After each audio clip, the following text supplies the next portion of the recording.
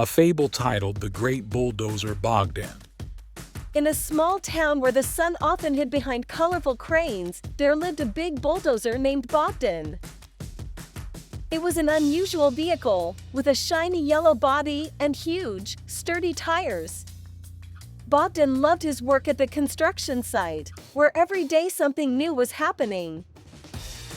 One sunny morning, as Bogdan began his shift, he heard from a senior crane that a mysterious new machine had appeared nearby. It was a small but very fast excavator that boasted of its digging skills. The young excavator, whose name was Zosha, couldn't wait to show Bogdan what she could do. Bogdan, though bigger and stronger, was happy to agree to a little competition.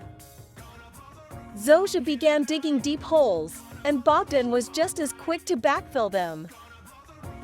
Throughout the day they played around, creating hills and valleys, and then destroying them again.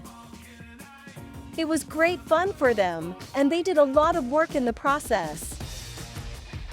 However, one day, during a particularly intense game, Zosha fell into a deep hole that Bogdan did not manage to fill.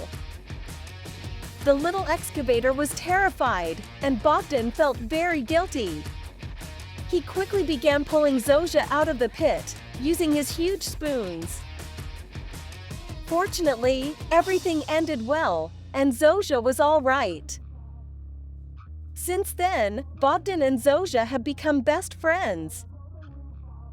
Together they worked on construction sites, helping to erect many beautiful buildings. Bogdan taught Zosha patience and strength, and Zosha showed Bogdan that even the greatest can sometimes make mistakes. And so, Bogdan, the big bulldozer, lived happily ever after, working on construction sites and enjoying the friendship of the small, nimble excavator Zosha. Bogdan was always ready to help, and Zosha gave him encouragement and made each day full of adventure. End of the tale. See you later. Subscribe to our channel.